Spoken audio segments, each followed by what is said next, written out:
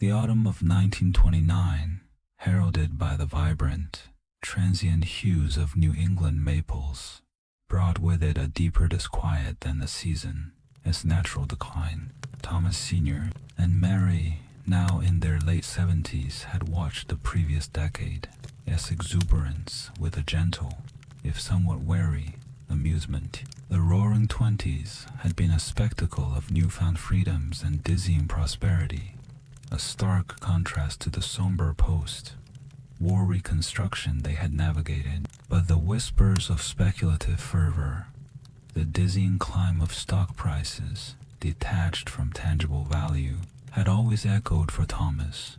The irrational hope and subsequent despair that had haunted the Klondike trails. His father's quiet admonition, "The earth gives, but it also takes," now seemed a prescient warning. Then came Black Tuesday, the 29th of October, 1929. The financial world, seemingly unshakable, fractured with a soundless crash that reverberated across the nation. What began as a market correction quickly spiraled into the Great Depression, an economic cataclysm that would reshape America. Thomas Sr. and Mary witnessed the unfolding crisis from the relative security of their home, their hearts heavy with concern for their community and the wider world. Their financial prudence, rooted in the hard-won lessons of the Klondike, had guided Thomas Jr. to diversify the family's assets, investing in tangible industries and maintaining significant reserves, rather than succumbing entirely to the speculative frenzy. This foresight, a direct inheritance from his father, as cautious wisdom shielded the family as core enterprises from outright collapse.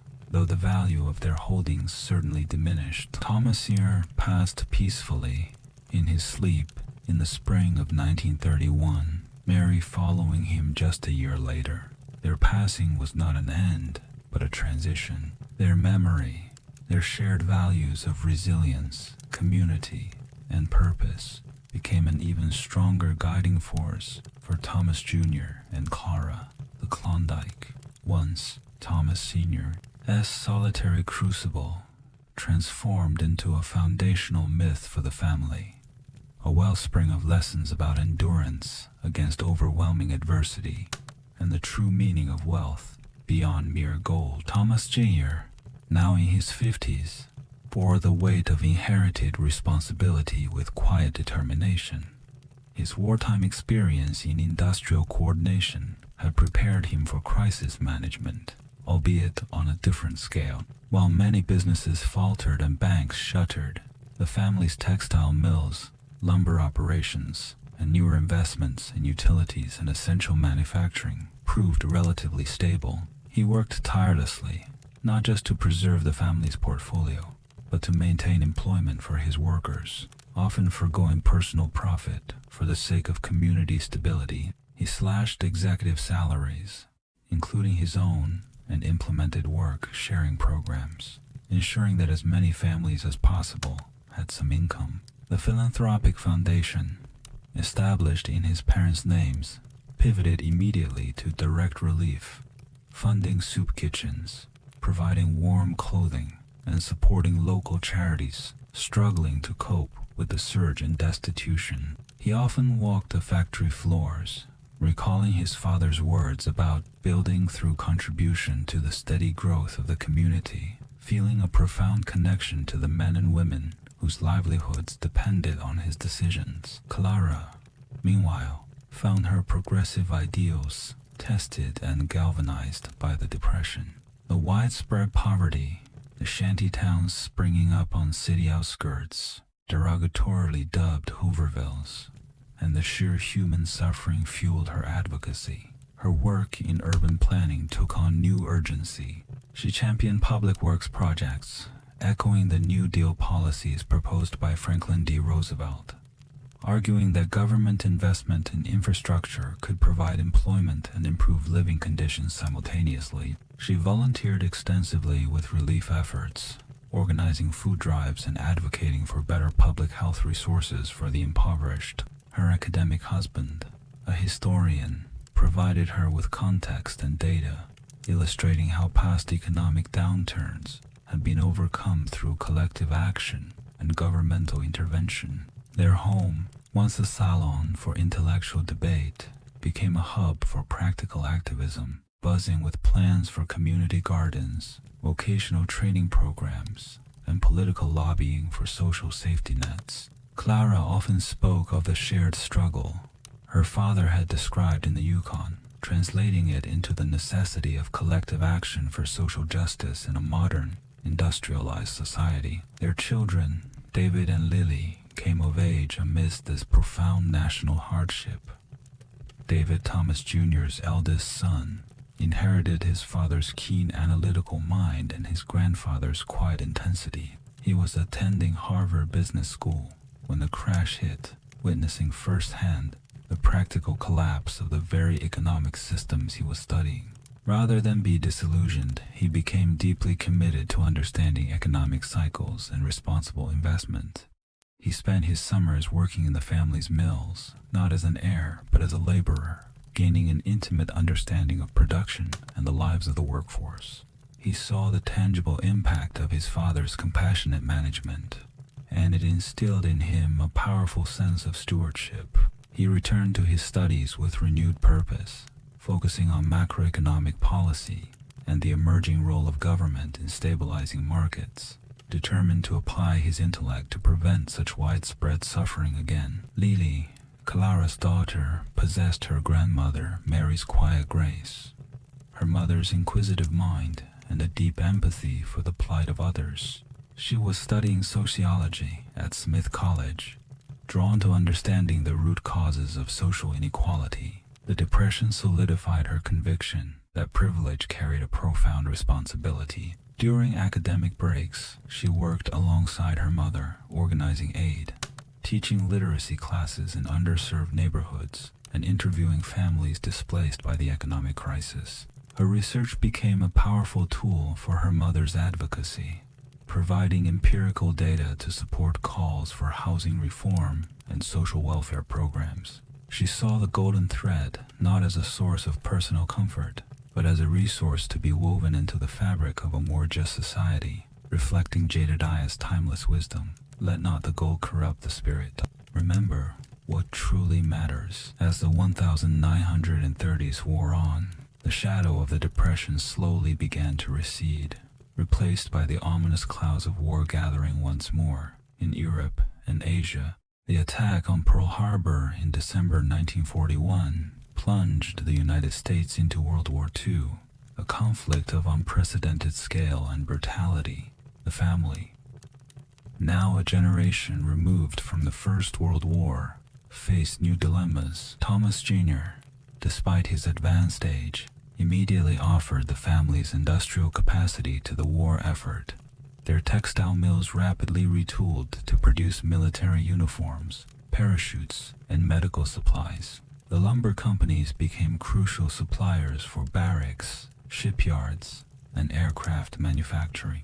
His experience on WY's Industrial Coordination Board proved invaluable, and he was quickly called upon again to serve in an advisory capacity, helping to streamline supply chains and optimize production for the arsenal of democracy. He worked relentlessly, driven by a deep sense of patriotic duty and the memory of his father's words about different forms of service. Clara, with her extensive organizational experience and network of social reformers, became a driving force in local civilian defense efforts. She mobilized women to run rationing boards, organized scrap metal drives, and established childcare centers for mothers entering the workforce. She worked closely with the Red Cross, expanding her previous efforts to establish convalescent homes, this time for soldiers returning from the global conflict, many suffering from what was then called combat fatigue or shell shock. Her work was a testament to the power of community organization and the vital, often unsung, contributions of women on the home front. David, having completed his studies with distinction, enlisted in the Army Air Forces. His aptitude for numbers and logistics quickly led him to a critical role in strategic planning and supply chain management for the 8th Air Force in England. He was responsible for ensuring that the vast fleets of bombers and fighters had the fuel, ammunition, and replacement parts needed for their perilous missions over Europe. He never saw direct combat, but the immense pressure, the constant calculations of risk and resource allocation, and the sobering casualty reports etched deep lines of responsibility onto his young face. He applied the same meticulous foresight his grandfather had shown in the Klondike, and his father in business, to the grim calculus of war, understanding that efficient logistics could save lives. Lily, too, answered the call. Her sociological training and empathetic nature led her to join the Office of War Information, where she helped craft public morale campaigns and communication strategies aimed at maintaining national unity and supporting the war effort. She traveled across the country, interviewing women entering factories, farmers increasing production, and families coping with rationing, understanding the nuanced psychological and social impacts of total war.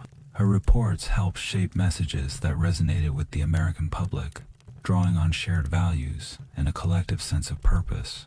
She often thought of her great-uncle Jedediah's emphasis on what truly matters, seeing it reflected in the quiet heroism of ordinary citizens.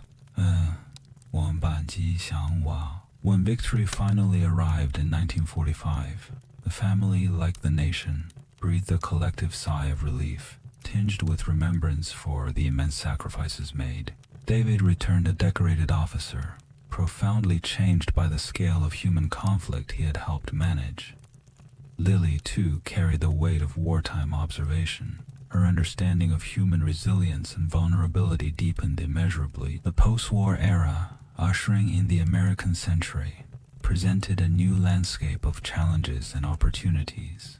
The economy boomed, fueled by pent-up consumer demand and the reintegration of returning veterans. Suburbs expanded, television became a household staple, and America stepped onto the world stage as a superpower, grappling with the nascent Cold War. Thomas Jr., now in his late 60s, began to transition the leadership of the family's enterprises to David. David, with his wartime experience in global logistics and strategic thinking, was uniquely positioned to navigate the complexities of a new international economy. He diversified further, investing in the burgeoning electronics industry, petrochemicals, and the nascent aerospace sector, always with an eye toward long-term growth and ethical practices. He expanded the philanthropic foundation's reach, establishing international development programs and funding research into sustainable technologies. Understanding that global stability was intrinsically linked to economic equity, he ensured fair labor practices and invested in employee welfare, building on the legacy of his father and grandfather, seeing the family's wealth as a powerful engine for societal progress, not just personal gain. Lily, driven by her wartime observations and her mother's lifelong advocacy, pursued a career in government, joining the newly formed Department of Health, Education, and Welfare. She specialized in urban policy and public health, working to address the persistent inequalities that even post-war prosperity couldn't erase. She championed initiatives for affordable housing, improved sanitation in inner cities, and expanded access to quality education, particularly for minority communities. Her work was instrumental in shaping early civil rights era social programs, advocating for systemic change rather than just charitable handouts. She married a fellow public servant, an economist dedicated to equitable resource distribution, and together they applied their intellect and passion to building a more just and inclusive society. She often reflected on her grandfather's Klondike stories, seeing the pursuit of justice as a modern-day wilderness, requiring the same grit, foresight, and collective spirit. As the 1950s gave way to the early 1960s, Thomas Jr. and Clara, now elders themselves, watched their children and grandchildren navigate a world vastly different from the one they had inherited. They saw David, a pillar of industry and philanthropy, and Lily, a tireless advocate for social justice, embodying the enduring golden thread of their family's legacy. It was a legacy not of static wealth, but of dynamic purpose, adapting and evolving with each generation. The gold from the Klondike had been the initial spark, but the true treasure lay in the values it had forged: resilience, integrity, community, and a profound sense of responsibility to shape a better future. One crisp autumn evening, much like the one that had heralded the Great Depression decades ago, Thomas Jr. sat with Clara on their porch. The sounds of their grandchildren, now teenagers debating the space race and civil rights, drifted from the living room. David's son, a budding engineer, spoke of lunar modules, while Lily's daughter, already active in student protests, passionately argued for desegregation. The world had indeed changed beyond recognition, yet the core values, the lessons of the Yukon, continued to echo. Thomas Jr. looked at Clara, a silent acknowledgement passing between them. The Klondike, once a distant, frozen memory, had indeed become a foundational myth, shaping not just their lives, but the lives of their children and grandchildren. The golden thread, spun from the earth's depths, had become an unbreakable bond, connecting wilderness to civilization, the pursuit of fortune to the boundless richness of a shared purposeful life, and the past to a future ever unfolding, ever striving, ever enduring.